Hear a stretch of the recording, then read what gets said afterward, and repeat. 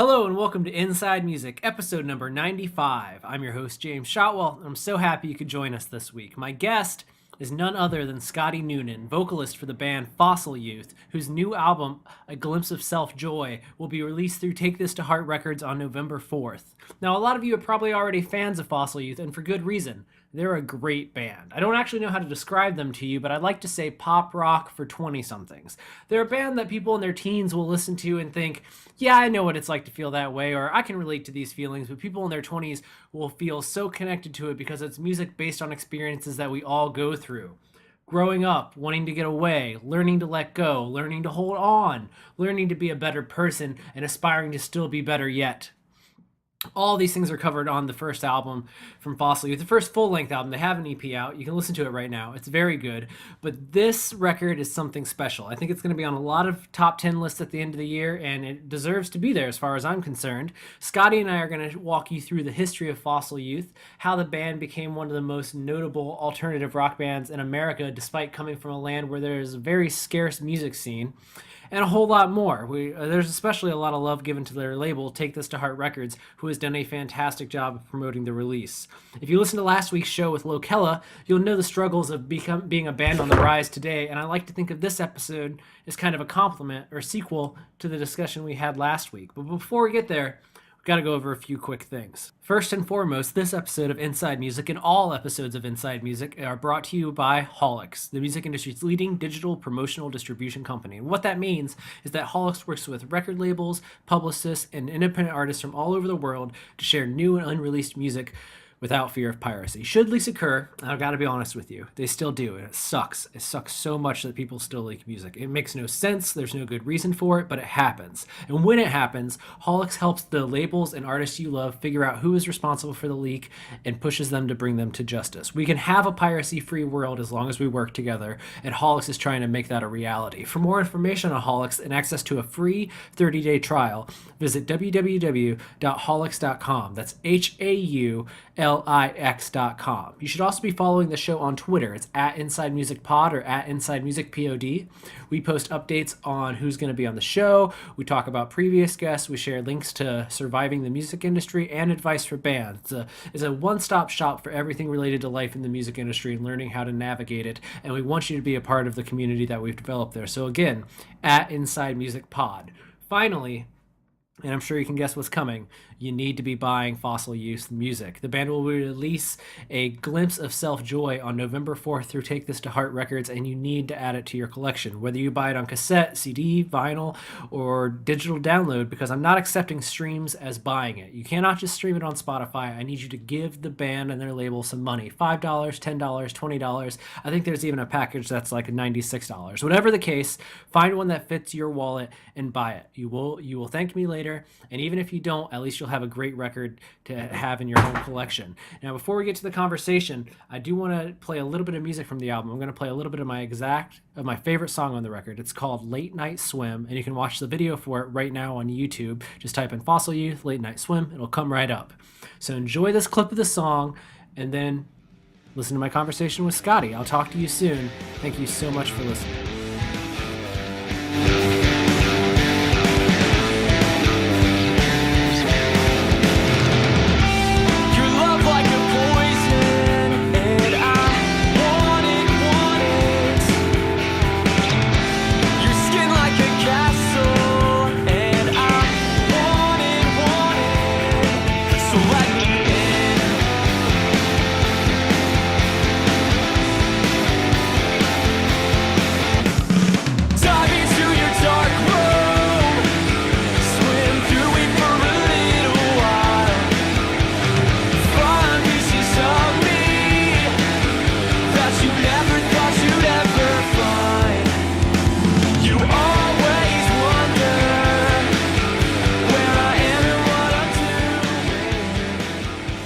That's perfectly okay, man. I understand that artists, especially in your position, have other jobs, have other commitments.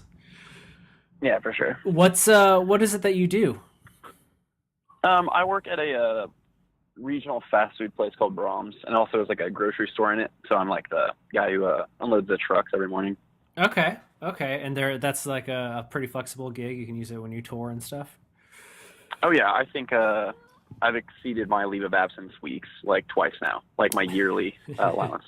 Yeah, I hear that a lot from people. Like I know writers too, some photographers that work like crappy factory jobs or something, and they're like, if I miss without calling, I'm gonna be in trouble. But as long as I give them a warning, it's cool.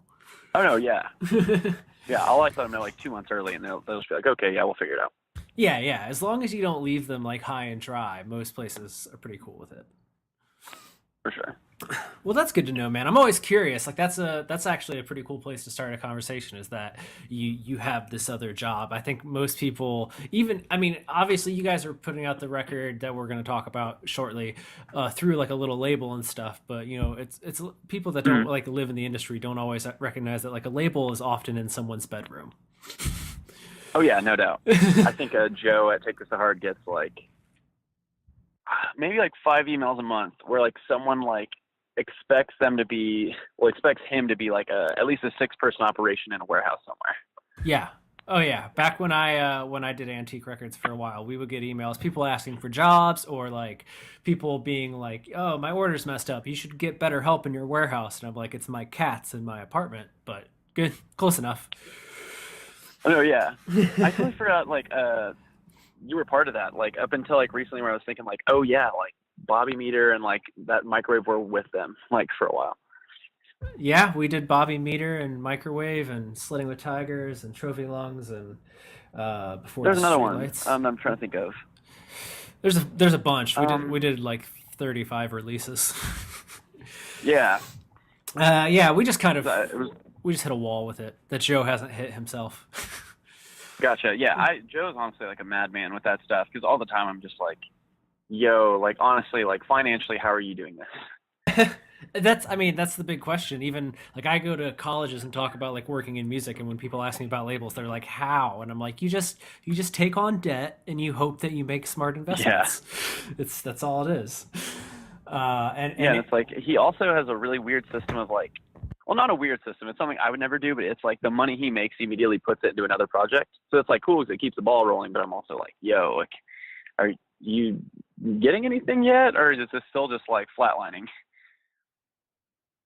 No, that was our exact predicament. We had a few releases where we like would press a vinyl, and when the record came out right beforehand, like the band broke up or something happened where they just weren't going to support the release, and then we'd be like, "Oh, we just spent $2,000 and we sold 28 No, copies." yeah, exactly.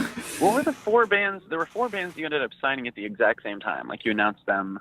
I think they were all vinyl. Yeah, we did. I think Bobby was one of them. We did Trophy Lungs, I Can See Mountains, Bobby, and Microwave. I think we did all at once, and then we had this band called Before the Streetlights that we had for a while there at the end.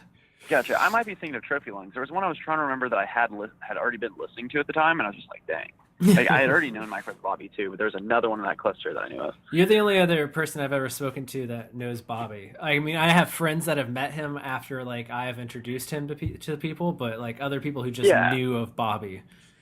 That's awesome. Well, it's one of those things too. He's like a light curveball where it's like he can totally do the bar scene, but he still wants to be part of this demographic. So it's like one way or another, like he's still reaching out to bands like us to like do stuff.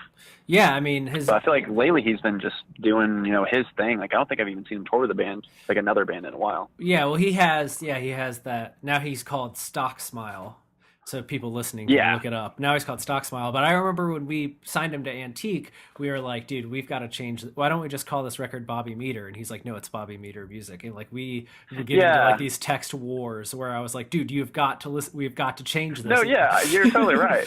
And like we would get back and forth, and it would drive me and Craig, the co-owner at Antique, crazy. But we always loved his music, and I like even when we were fighting like that, I would be like, I respect the fact that Bobby knows what it is he's doing, and like you can like give him advice and be like, oh, I like this song, or I think maybe you should change the title of this. But if it doesn't fit his vision, like it's in one ear and lost in space. And I respect that so much about him, because I'm the opposite. Like if someone gives me a piece of advice on something I've created, I will immediately be like, oh, I think I should change it probably, or at least I'll try it. Yeah, that's like halfway how I am with Joe. But like sometimes too, I try to be like, yo, like if it's like press related, I'm like, hey Joe, you know what? That's like one world I truly don't know. So like let's do it.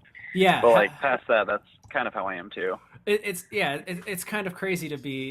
It takes a lot to like learn to stand up for like your vision, especially when you're trying to do something that's so dependent on like everyone else approving of what you do. You know what I mean? You have to make yourself Hmm. happy while still entertaining everyone else. Oh yeah, there was like quite a few battles like that with like this album. We did Forest Size was like our third single, and funny enough, like I felt like that was a song that shouldn't have been released like that, but it ended up doing really good. So I think it also comes down to like, when you're writing like an album, your like favorites end up being like, I don't want to say like the complete opposite for the other listener, but it's like it's really cool seeing how the perspectives change from like listener to writer.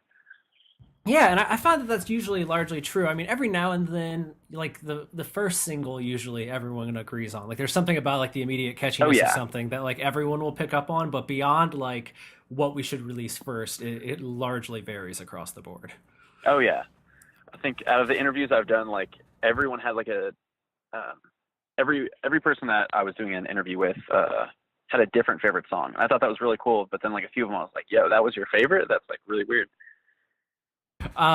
Sometimes you pick maybe the wrong song. One time I was doing an No, interview. yeah, Yeah, I was doing this interview on with somebody. I won't even say the podcast, but in one episode, I referenced one of my favorite song on the record, and he was like, "The instrumental track." And I was like, "Yeah, listen, dude, oh dang, it's a good track. No offense to the rest of the yeah, album, but it's a good instrumental. yeah, Maybe you should consider that." But it was yeah, definitely like an awkward where I was like, "Oh, I've chosen one that is not in your liking." yeah. There's But like luckily there's not like a song on the album where I'm like, "Yo, if someone like chose this, I'd be mad." Like if someone picked the instrumental, like if we had one, I'd be like, "Oh, that's cool." Like, But this, I mean, this is like your guys' first proper full length. So in theory, it's like the yeah, for sure. culmination of everything you've done so far. So you are as happy with it as you may ever be with an album because you're like, oh, I've had my whole life to Yeah, make very true.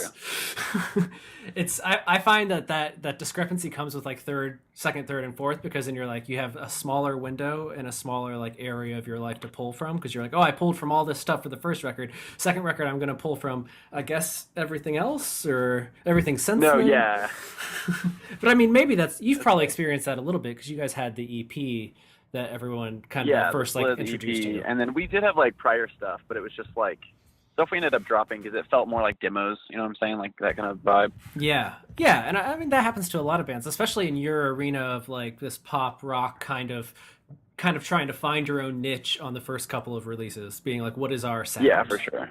And then once you hone in on that, you're like, well, let's just cut all the stuff that doesn't fit that sound. Hmm.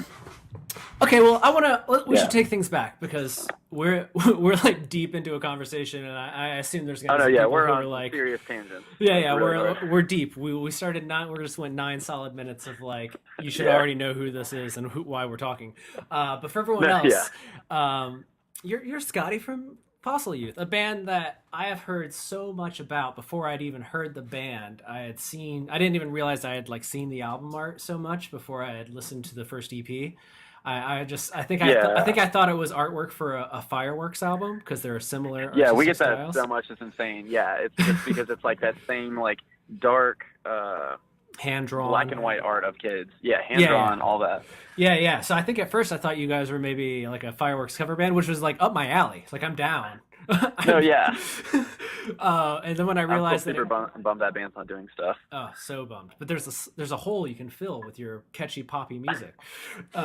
No, yeah. So that's how I first discovered you, was just word of mouth and people being like, you should listen to this Fossil Youth band, and then realizing that it was a band and not a song title. And then I discovered the EP, and then Joe has been harping me to listen to the full length for a while now. And I think like I love Joe, even though I don't know him that well, because he understands the writer mindset, which is like in one ear, lost in my inbox. And so he knows that he has to like be on my ass to listen to something if he wants me to No, listen yeah. to it. He's like really good at prying, Yeah, yeah. So which is like a bad good, but I think it's awesome. yeah, I mean, he sent me the record, and I think I missed like because it was like a limited download window, and I missed the first window, so I had to have him send it to me again. And I immediately opened it, and by the time I got to Late Night Swim, I was like, I love this record because that song to That's me, awesome. that's my favorite song on the record. Obviously, anyone that knows, we premiered that song on Substream last week. They can watch the video right now. No, yeah.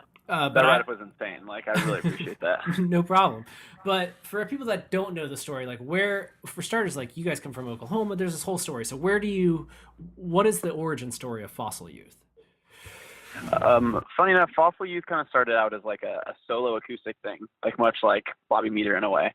And after playing around for like a couple years and like trying to figure out exactly what we wanted to do, I picked up a few other guys from the small town of Enid, and their influences kind of like started like really falling on me. They listened to like a lot of pop punk and hardcore, and I was like, yo, it'd be kind of cool if we like rebranded and like tried to do some similar stuff like this.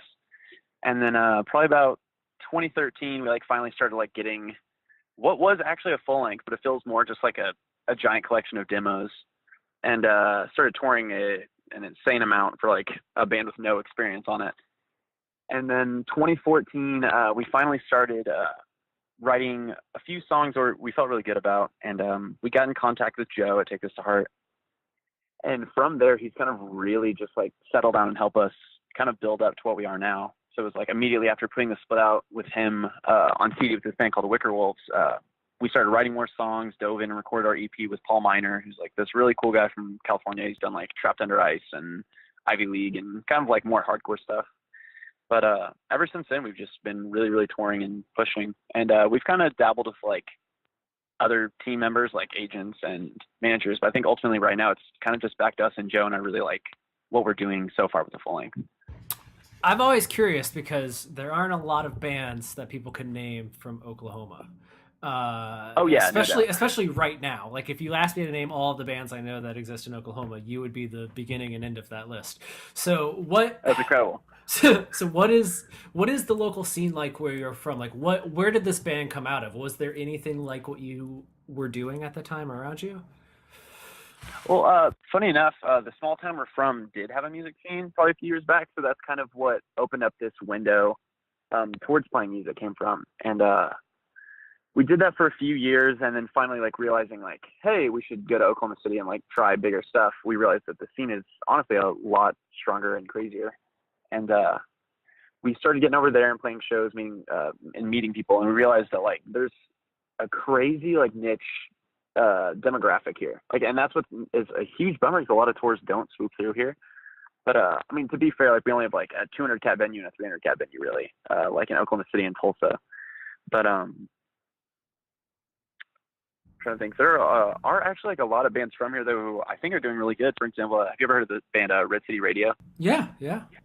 That's like another band from Oklahoma that I feel like they've kind of like slowed down. They're doing like a lot of Europe stuff, but I know like that band's done a lot of crazy stuff in the past, like chunk of years.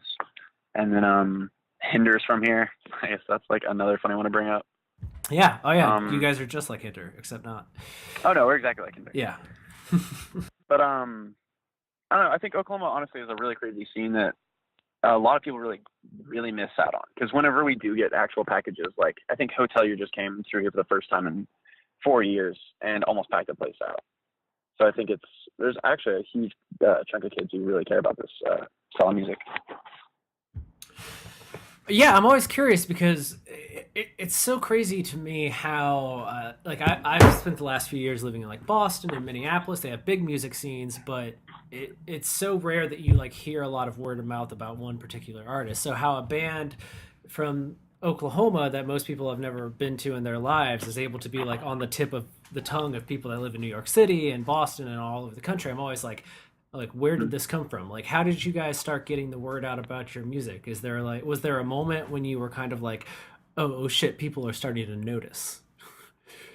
That's like kind of what we're in right now, especially. I feel like with that EP too, it kind of, to go back on what you said a little bit ago, I feel like we very constantly get like, oh dang, like I've been listening to you for a long time, like I've seen this artwork everywhere, but I didn't realize it was you. And that's like maybe a flaw of like not putting our name on it, but at the same time, like it is really cool to know that one way or another someone's seen the artwork or at least checked it out because of the artwork. So that's really, I think, a cool thing about that EP.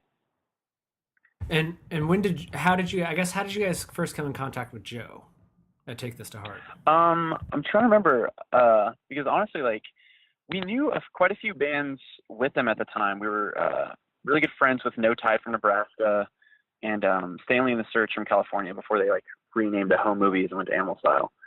And I think we had just met up, like, coincidentally on a tour with Family in Search over in, where were we, Oregon. And they had just talked about how they were putting out vinyl through Take this new label, Take This to Heart, and had all these cool plans. And at the time, we were working with like two like smaller managers, and they had actually brought forward the idea of, hey, like, once we get your EP going, maybe we should send it out to a few smaller spots. And one way or another, Joe ended up getting hit up, and from there, I was actually CC'd in the email, but then we cut ties with those managers at the time, and started getting more in contact with Joe myself, and from there, things just kind of built up. And now I like text him at least 10 times a day. And was he pretty, would you think he had a pretty big role in kind of getting the name out there in the first place?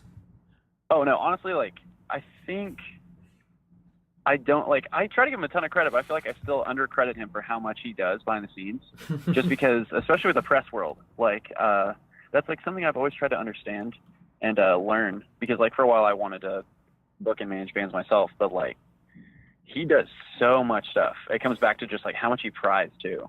Like, I know he will, like, email blast forever to, like, try to get a point across, and I think that's awesome. To an extent, that could be terrifying, but I think it's awesome.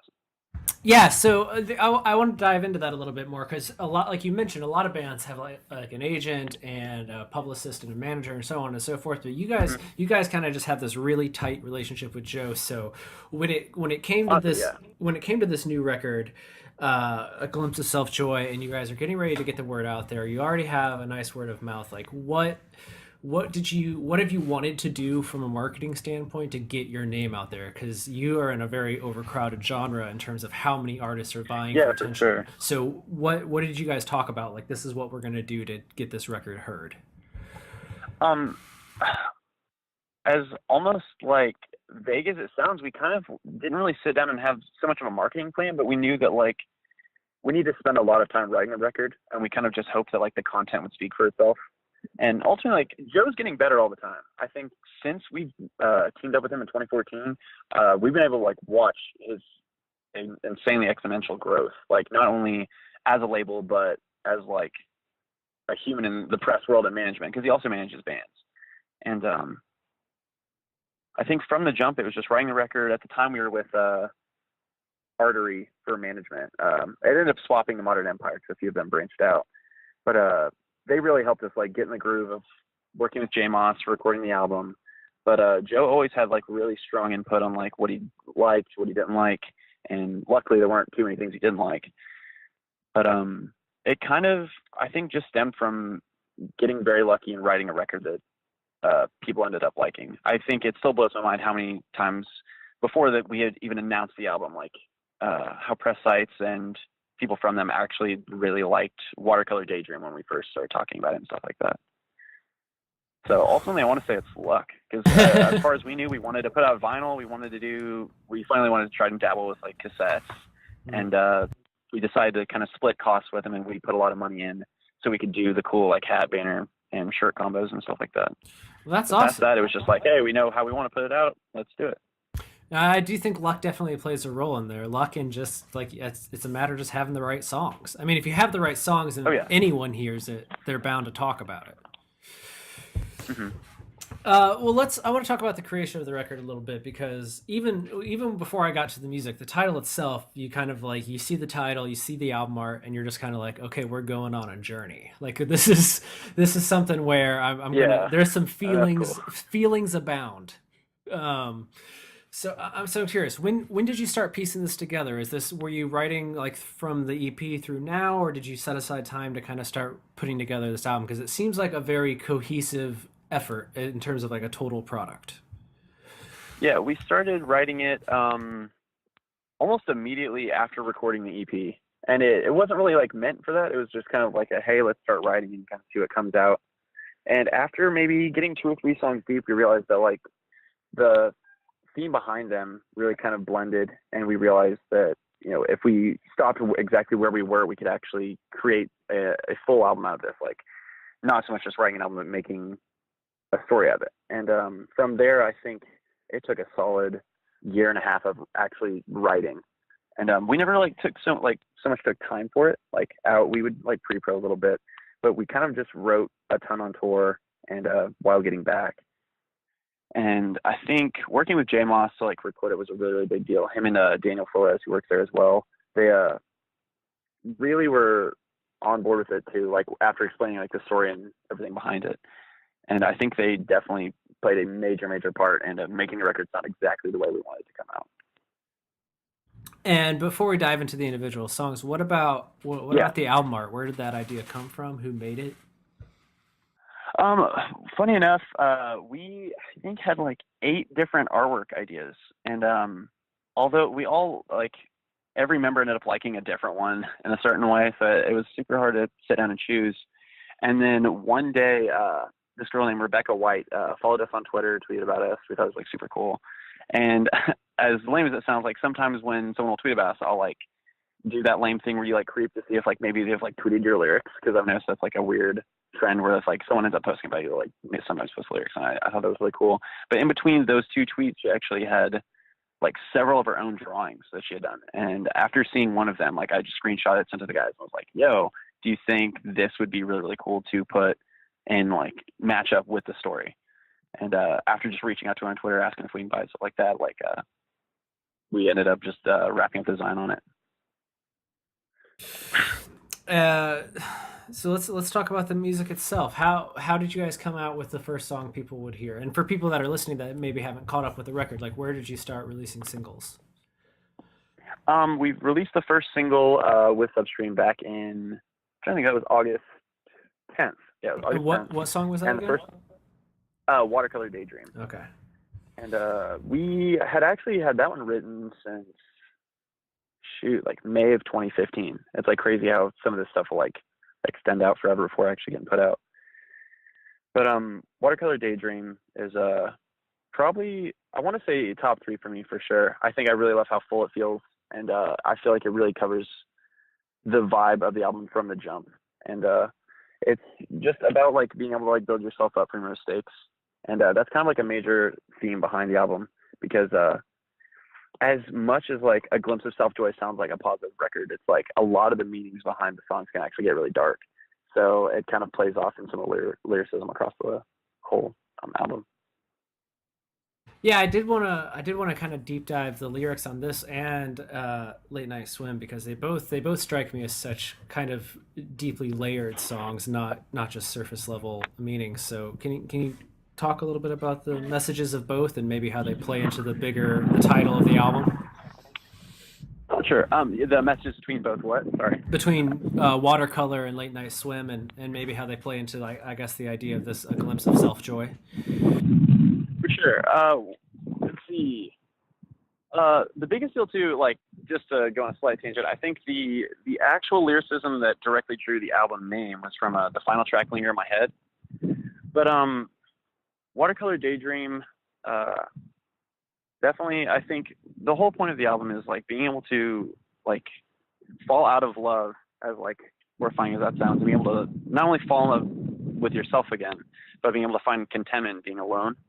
And I don't so much mean like contentment of being alone in like such a almost like a drag kind of way, but like almost as if it's like exactly what you want. Like in the end, it's like almost for escape, like to finally know that you're alone and like away from this, like any stress or heavy weight. And Late Night Swim, to like dive into the next song.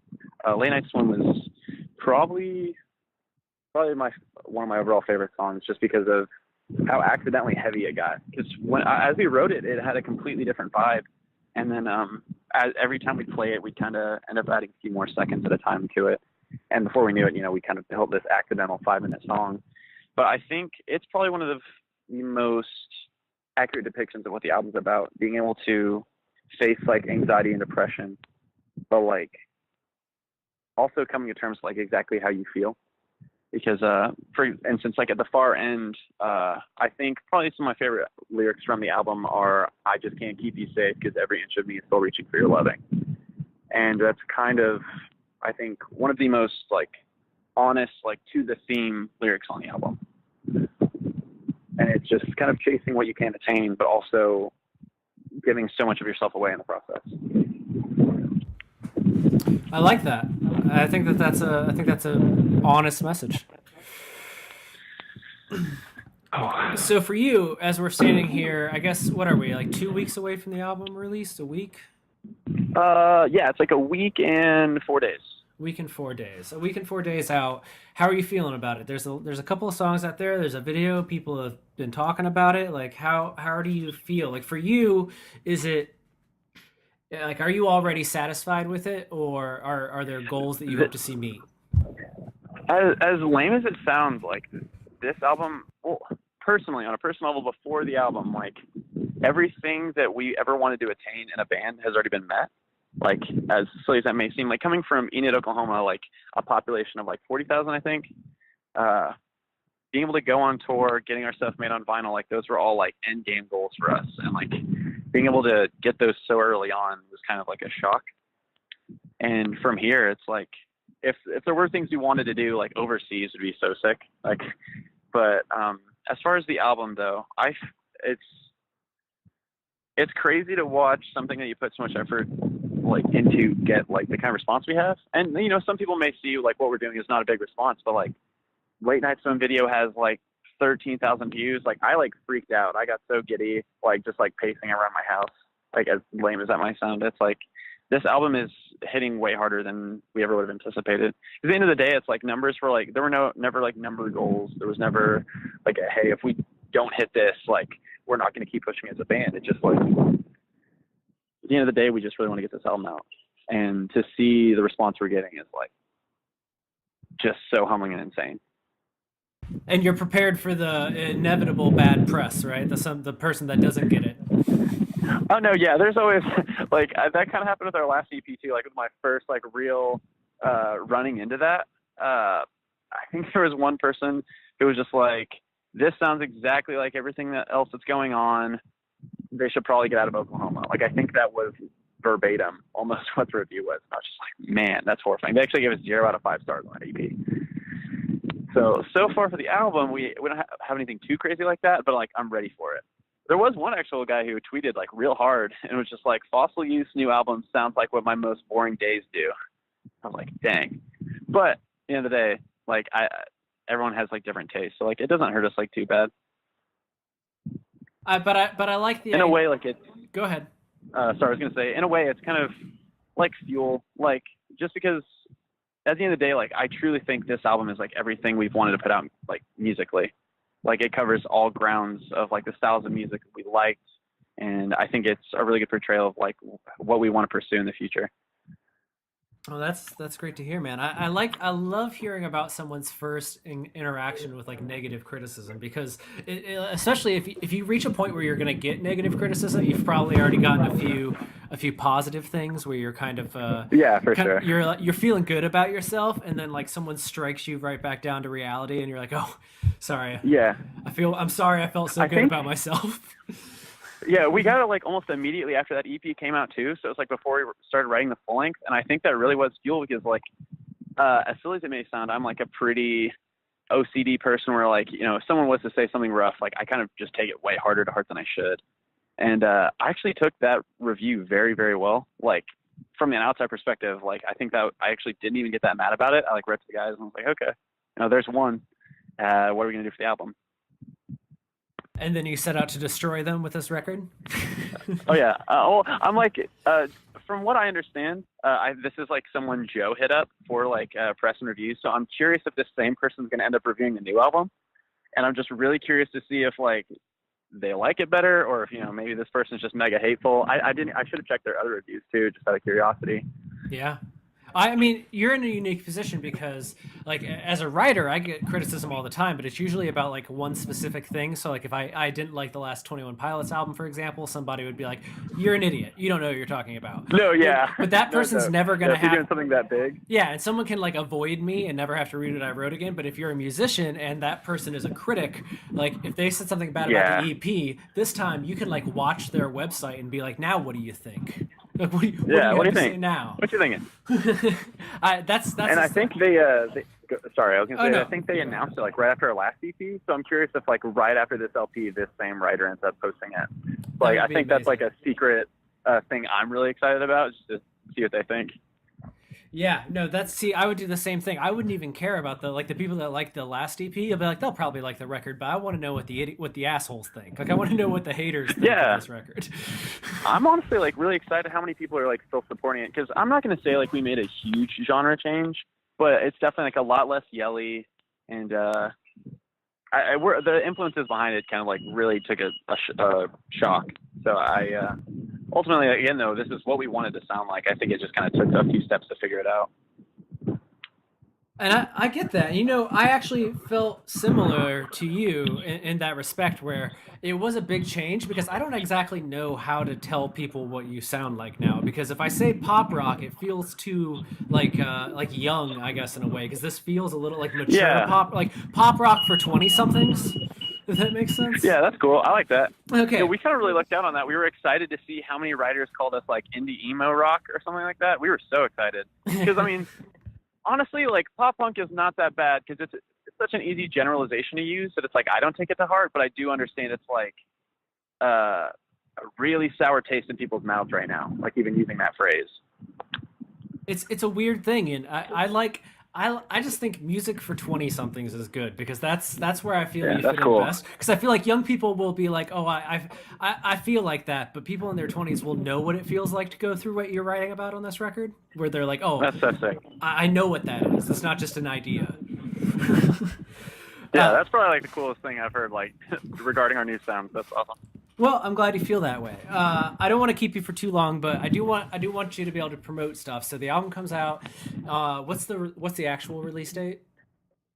November 4th. Okay, and is it? So it'll streaming? be in a week and 4 days. Sorry, what? Is it streaming now though? The full stream that we're kind of still getting that all figured out, but it will be fairly soon. And then videos out, 4 singles out, it's all on Spotify, Google Play, all of the like. So there's stuff to listen to.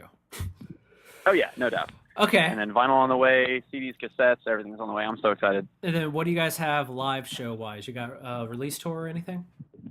Yes, we have a West Coast tour, West Coast United States tour next month. It'll be most of November, and then fairly soon we'll be starting to announce new stuff. Honestly, really quick, we'll start announcing other tours. Okay, well then, hopefully you guys will get to Minneapolis. We can hang out together. It'll be great. Oh yeah, for sure. We just hit Minnesota for the first time, and it was awesome. We hit Burnsville, and really, really cool spot. Kids were so nice. It was insane. I never would have expected that for the first time being there. Is that the garage or whatever it's called? Yeah, like the garage. Yeah, it's one of those things. Like when you hear that like venue name, I was almost like certain it was gonna be like a 21 spot, like a 21 plus like bar that happened to have a stage. Mm-hmm. Like that's actually like a really nice spot. It's a pretty cool bar. I mean, it's a nice place. I've only been there once, but I will go back. Mm-hmm. I will return to Burnsville for you. So come on back. That'd be awesome. Well, I mean, Minneapolis sounds like a little bit cooler, just because like as silly as it is, we don't get to like check out cities very often. Like just next door, we're planning on just like getting up earlier, making the drives. So we go check stuff out. But we really didn't get to see Minnesota. Yeah, Burnsville's like 20 miles away over like total, and it would take you 25 minutes to drive between the two places easy. So that makes sense. But next time, we'll make sure you see it. Yeah, no doubt. All right, man. Well, I'm going to let you get going. Where can people keep up with you guys online? What's your Twitter handle, Facebook, all that jazz? Every handle for Twitter, Facebook, Instagram, and even our website is just Fossil Youth. All right. Luckily, we really got lucky on actually scoring our band name as the handle. Okay, yeah, no, definitely. So a Glimpse of Self-Joy comes out November 4th through Take This to Heart Records. Pre-orders now, touring forever afterwards. Literally forever. Like hopefully like 200 days next year. You will die on the road. It's cool. Yeah, that'd be great. I mean, that's like the way we kind of want to go, I think. We finally got a new van that won't explode, like an actual new van from a dealership, so I think that'd be great. That's an investment. You've made a real investment in your future. Oh, no, yeah. Terrifying 6-year payment investment. All right, man. Well, I look forward to seeing you on the road. Best of luck with the record. Sure. Thank you so much for this interview. No problem. Have a great day. Yeah, you too. Bye.